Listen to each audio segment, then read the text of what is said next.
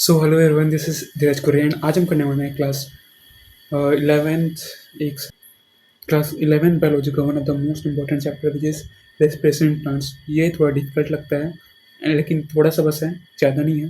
कुछ टॉपिक्स याद रखना पड़ेगा तब जाके आसान हो जाएगा, साथ ही इंटरेस्टिंग इंटरेस्टिंग भी है।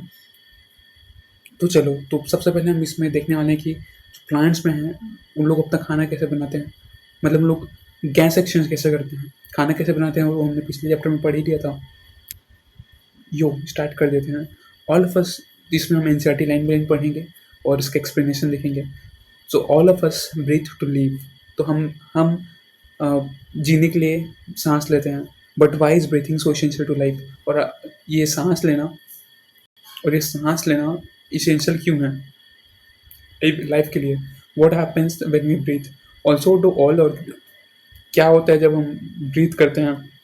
Also do all living organisms including plants and microbes breathe?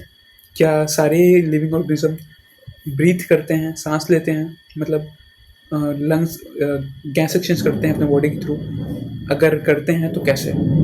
All living organism need all living organism need energy for carrying out daily life activities.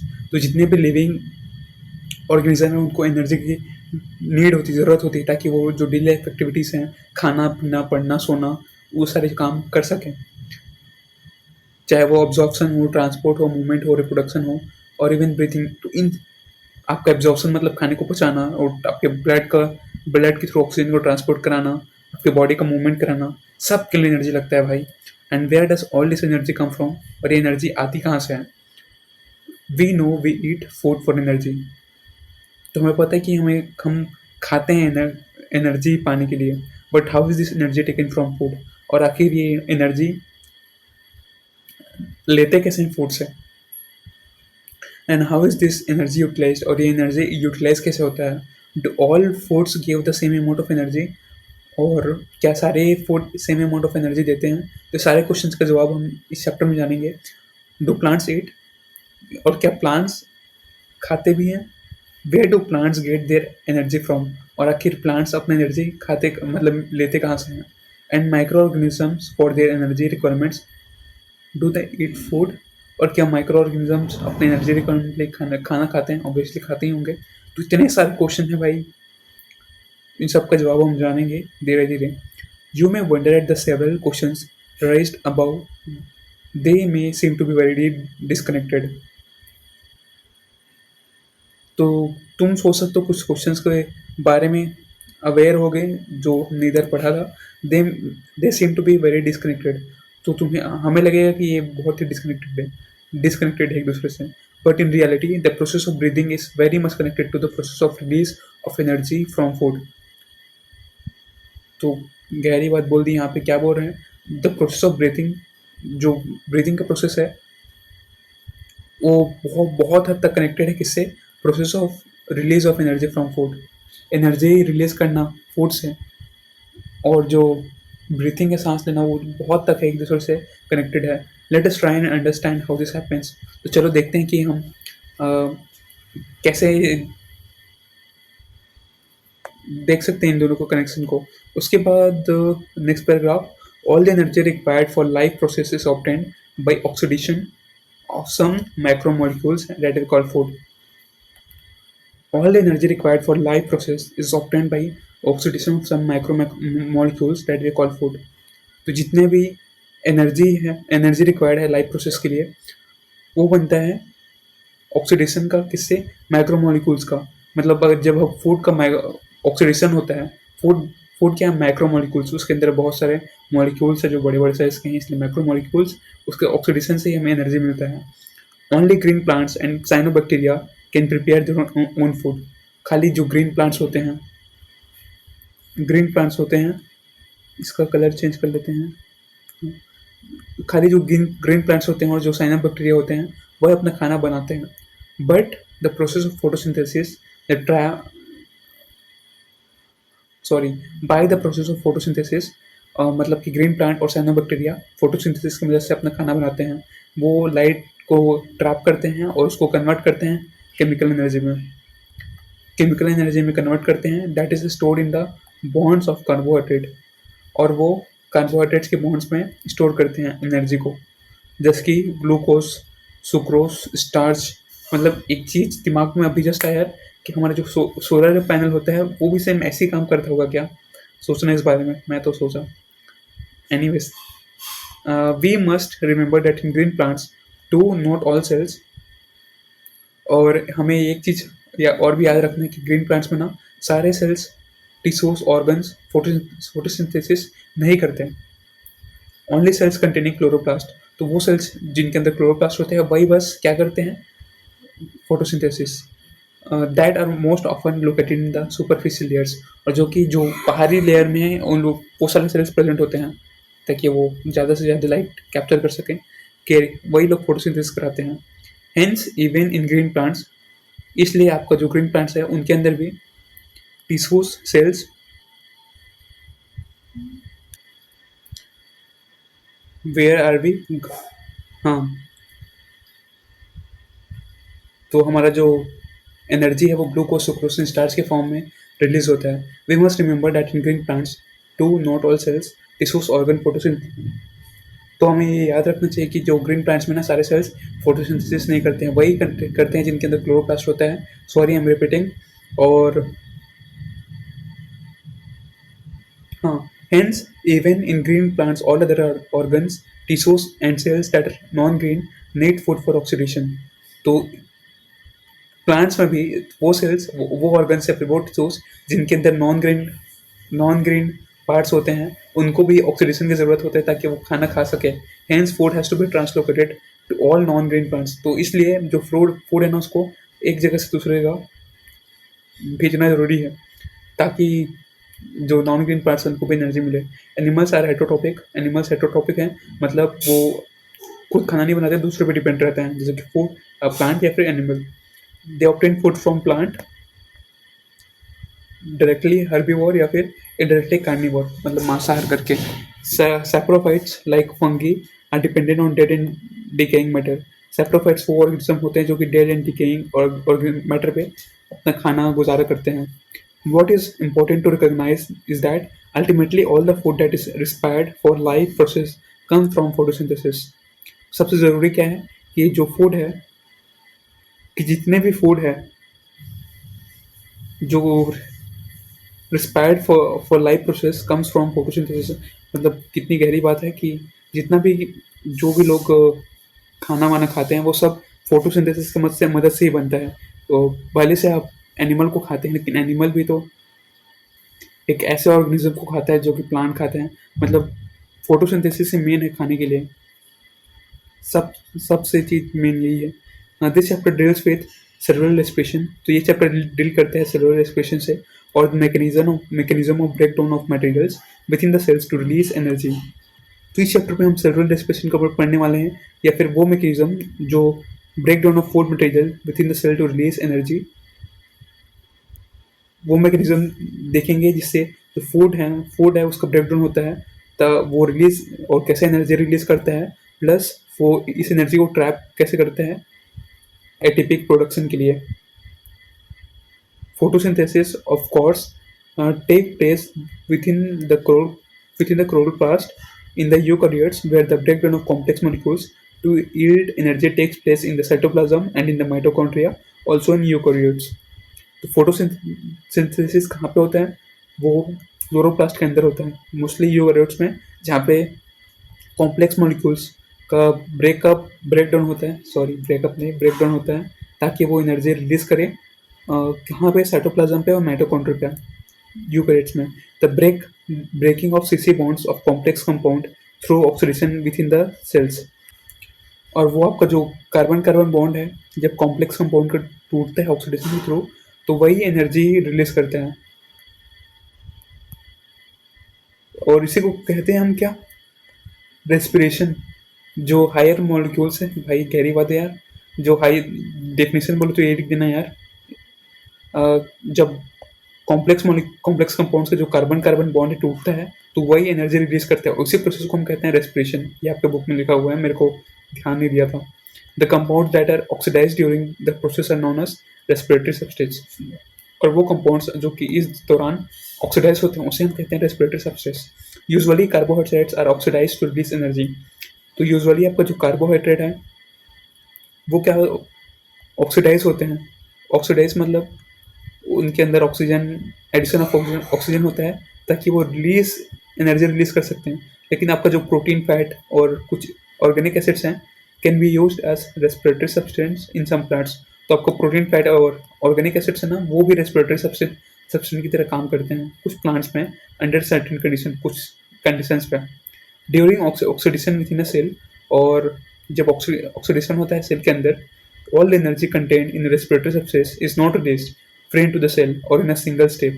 It is released in a series of flow step wise reaction controlled by enzymes. तो जब भी oxidation होता है cell के अंदर तो जितना भी एनर्जी है वो रेस्पिरेटरी सब्सटेंस है। रेस्पिरेटरी सब्सटेंस मतलब क्या, वो कंपाउंड जो कि ऑक्सीडाइज होते हैं एनर्जी रिलीज करते हैं। तो एक ही बार इन लोग एनर्जी रिलीज नहीं करते हैं, वो sequence step wise, slow step wise अपना एनर्जी रिलीज करते हैं धीरे धीरे। किसकी मदद से? एंजाइम्स की मदद से। And it is trap as chemical energy in the form of ATP. और ये ट्रैप होते हैं, एनर्जी कहाँ पर ट्रैप होते हैं? एटीपी के फॉर्म में, केमिकल एनर्जी के फॉर्म में। Hence it is important to understand the energy release by oxidation one second. Hence, it is important to understand the energy released by oxidation and respiration is not or rather cannot be used directly, but it is used to synthesize ATP. तो आपका जो energy है, energy release होता है respiration से, वो directly हम use नहीं कर सकते, बल्कि ये एटीपी बनाता है, वो फर्दर ब्रेक डाउन होता है जब भी और कहीं भी इसकी ज़रूरत पड़े तब। Hence ATP acts as the energy currency of the cell. तो इसलिए आपका एटीपी है ना, वो एक्ट करता है क्या? Energy currency of the cell. NEET में फिर इन द ब्लैंक्स के फॉर्म में पूछ सकता है, या फिर कोई भी पूछ सकता है, एग्जाम वाले, टेस्ट वाले फाड़ देना जब पूछे तो। क्या? ATP. This energy trap in ATP is utilize in various energy requiring process of the organism. तो ये एनर्जी जो ट्रैप होता है एटीपी फॉर्म में, वो यूटिलाइज होता है बहुत सारी एनर्जी वाले रिक्वायरमेंट्स में, जैसे कि खेलना कूदना, ऑर्गेनिज्म के अपने अपने एनर्जी रिक्वायरिंग प्रोसेस पे वहाँ पे यूटिलाइज होता है। And the carbon skeleton produced during respiration is used as precursors for biosynthesis of molecules in the cell. और जो कार्बन स्केलेटन यहाँ पे बनता है रेस्पिरेशन के दौरान, उसे हम प्रीकर्सर्स के तौर पे यूज़ करते हैं, या फिर प्रीकर्सर्स, एक सेकंड इसका मतलब मेरे को नहीं पता, देखने दो। गूगल पे बोला तो क्या बोल रहे हैं? सगुन। लेकिन बायो के फॉर्म में ये क्या है? वो बोल रहे हैं किसी चीज़ से आने से पहले की व्यवस्था, मतलब इनिशियली कुछ किसी चीज़ के आने से पहले का व्यवस्था, precursor of other molecules in the cell. कुछ किसी के आने के पहले का मटेरियल है प्रीकर्सर, कार्बन स्केलेटन। उसके बाद हम देखते हैं, डू प्लांट्स ब्रीथ? क्या प्लांट्स ब्रीथ करते हैं? Well, the answer is not quite so direct. तो इसका आंसर उतना डायरेक्ट नहीं है। Yes, plants require O2 for respiration to occur and they also give out CO2। तो हाँ, प्लांट्स को O2 का रिक्वायरमेंट रहता है रेस्पिरेशन के लिए, और वो क्या रिलीज करते हैं? CO2 भी रिलीज करते हैं। Hence, plants have system in place that ensure the availability of O2। तो इसलिए प्लांट्स भी सिस्टम यूज़ करते हैं जिनसे उनका जो अवेलेबिलिटी है CO2 का, मतलब O2 का जो मौजूदगी है वो मिलता रहे हम लोग को। प्लांट्स अनलाइक एनिमल्स, प्लांट्स जो कि एनिमल की तरह नहीं है, हैव नो स्पेशलाइज्ड ऑर्गन। इनके अंदर कोई स्पेशलाइज्ड ऑर्गन नहीं होता है। किसके लिए? गैसियस सेक्शंस के लिए। बट उनके पास होता है स्टोमेटा। इसका डायग्राम तो कितना फेमस है ना। इनके अंदर होता है स्टोमेटा और लेंटिसेल गैसियस सेक्शंस के लिए। There are several reasons why plants can get along with respiratory organs और can get along without respiratory organ. तो यहाँ कई सारे रीजंस है कि क्यों प्लांट्स बिना किसी रेस्पिरेटरी ऑर्गन के गैस एक्सचेंज कर सकते हैं। फर्स्ट, पहला है कि each plant part takes care of its own gas exchange. तो प्लांट का जो हर पार्ट है ना वो अपने गैस एक्सचेंज का ख्याल रखता है। और there is very little transport of gas from one plant part two other. और बहुत ही कम ट्रांसपोर्ट ऑफ गैस होता है एक प्लांट के पार्ट से दूसरे प्लांट के पार्ट तक। सेकेंड, दूसरा चीज़ क्या बोल रहा है, plants do not present great demands for gas exchange. और जो प्लांट्स है ना वो उनको उतना डिमांड नहीं रहता गैस एक्सचेंज का। आपका जो रूट्स है, स्टेम्स है, लीव्स है, respirate rates at rates far lower than animal do. आपका जो स्टेम्स है, रूट्स हैं और क्या था है लीव्स, ये बहुत ही कम रेस्पिरेटरी रेट होता है इनका एनिमल्स के मुकाबले। Only during photosynthesis are large volume of gases exchanged and each leaf is well adapted to take care of its own needs during this period।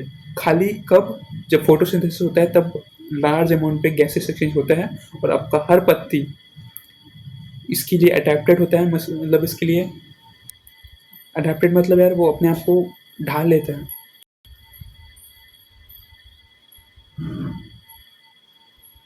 Well when cells photosynthesise, जब cells photosynthesise करते हैं तो आपका जो O2 का availability है, problem in this case since O2 is release within the cell. तो जब आपको सेल्स फोटोसिंथेसिस करते हैं तो आपका जो O2 का जो मौजूदगी है उतना इम्पोर्टेंट नहीं है। क्यों? क्योंकि ये खुद O2 बनाते हैं यार। जब जिसके घर में खुद O2 बन रहा है उसको दूसरे के घर के क्या ज़रूरत। मतलब ऐसा ही बोलना चाह रहा है ये लाइन। और तीसरा रीज़न क्या है, क्या देख रहे थे कि प्लांट्स को किसी रेस्पिरेटरी ऑर्गन की ज़रूरत क्यों है। पहला रीज़न देख लिया कि हर एक पार्ट अपने गैसेस एक्सचेंज का ख्याल रखता है। दूसरा रीज़न देखा कि उनको उतना गैस एक्सचेंज का डिमांड नहीं रहता और इनका जो रूट स्टेम लीव्स है वो काफ़ी स्लो रेट में गैस एक्सचेंज करते हैं, ज़रूरत रहता है। तीसरा रीज़न हम देख रहे हैं कि the distance that gases must diffuse even in large bulky plants is not great। तीसरा रीज़न क्या है, जो डिस्टेंस है, distance that gases must diffuse even in large bulky plants is not great. आपका जो डिस्टेंस है गैसेस का, must diffuse even in large bulky plants is not great. इसका कहने का मतलब क्या है, मतलब कि आपका जो गैसेस का डिफ्यूज करने का डिस्टेंस है बल्कि प्लांट्स में उतना ग्रेट नहीं है। आगे पढ़ते हैं तब समझ में आ सकते हैं। Each living cell in a plant is located quite close to the surface of the plant. तो आपका हर लिविंग सेल में हर लिविंग सेल प्लांट के सरफेस के काफ़ी करीब होता है। This is true for leaves, और ये लीव्स के लिए काफ़ी सही है। You may ask but what about thick body stems and root. तो आप मतलब कि हर लिविंग सेल जो प्लांट के है वो प्लांट के सरफेस से काफ़ी पास में होता है, लेकिन उनका क्या है, जो रूट्स तो ज़मीन में होते हैं और जो थिक, जो एकदम वुडी होते हैं। यहाँ पे दिमाग में क्वेश्चन आ रहा है। In stems the living cells are organised in thick layers inside the beneath bark. और स्टेम्स के अब बात कर रहे हैं यहाँ पे स्टेम्स के, तो स्टेम्स के अंदर क्या होता है, जो लिविंग सेल होते हैं वो कहाँ पे होते हैं, इनसाइड होते हैं, बीनीथ द बार्क होता है। They also have opening called lenticels. तो इनके अंदर लेंटिसल्स होता है। The cells in that area are dead. जो सेल्स इनके अंदर होते हैं वो डेड होते हैं and provide only mechanical support. और ये खाली मैकेनिकल सपोर्ट देते हैं। स्टेम्स की बात कर रहे हैं ना, लेकिन ये स्टेम्स में लेंटिसल होते हैं गैस सेक्शंस के लिए। Thus most cells of a plant have at least a part of their surface in contact with air। तो most of the plants में most of the cells हैं, most cells of a plant have at least, तो जितने भी cell हैं plant के अंदर वो कहीं ना कहीं से कांटेक्ट में रहते हैं एयर के। दिस इज फैसिलिटेटेड बाई, ये किसके द्वारा होता है, by loose packing of parenchyma cells.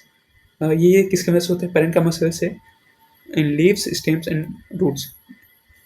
ये तीनों जगह होता है parenchyma cells, which provide an interconnected network of air spaces. और ये एयर स्पेसेस का काम करते हैं।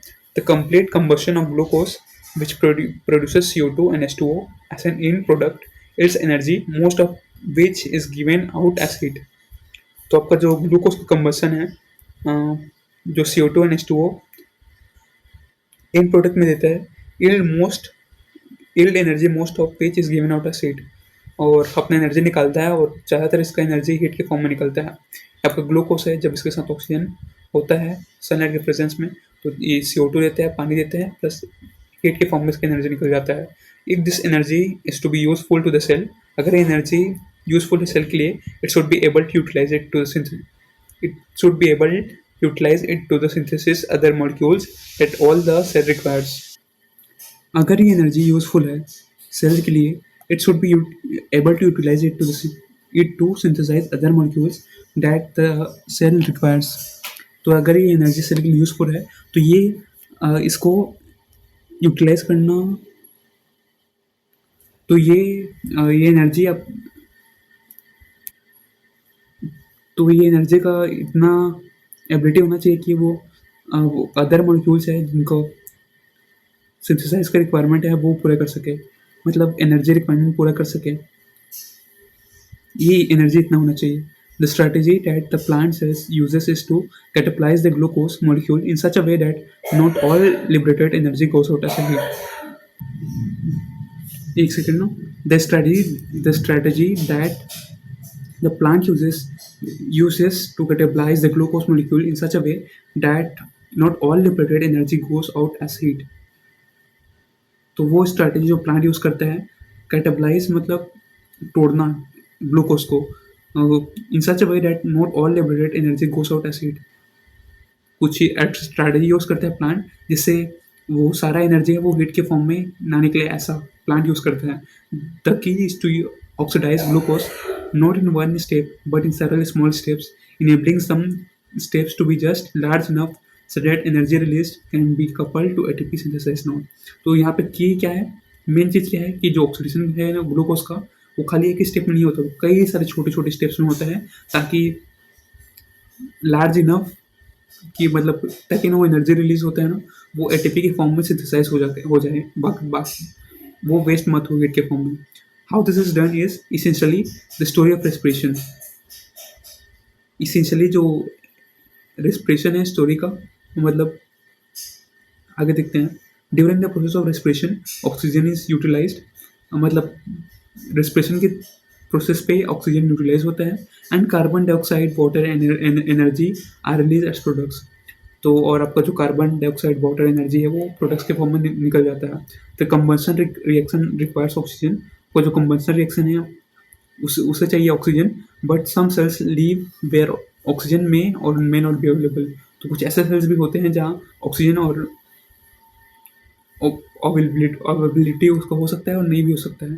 Can you think of such situation and organism where O2 is not available. क्या तुम सोच सकते हो कि कुछ ऑर्गेनिज्म या फिर सिचुएशन जहाँ पे ऑक्सीजन अवेलेबल ना हो। There are sufficient reasons to believe that the first cells on this planet lived in an atmosphere that lacks oxygen। तो ये सफिशिएंट रीज़न है कि जो पहले सेल्स थे धरती में वो बिना ऑक्सीजन के लिए, एटमोसफियर में ऐसे जी हैं कि बिना ऑक्सीजन के लोग सर्वाइव कर सकें।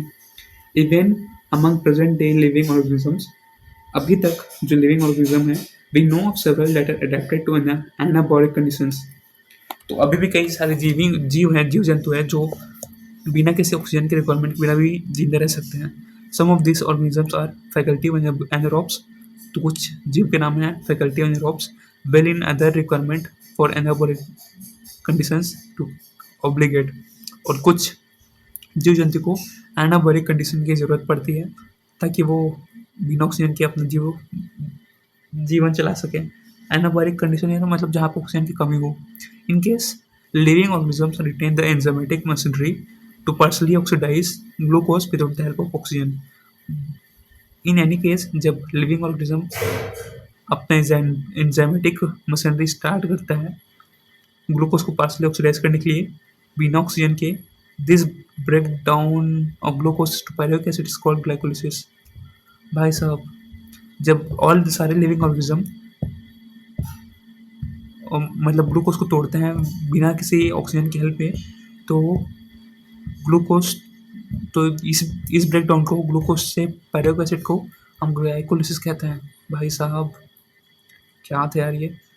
मिलते हैं नेक्स्ट टॉपिक में। आई होप समझ में आया होगा, नहीं आया तो डोंट वरी यार, जल्दी अच्छा वाला लेक्चर लाऊंगा। लेकिन आना तो चाहिए भाई। आ तो गया होगा। सॉरी।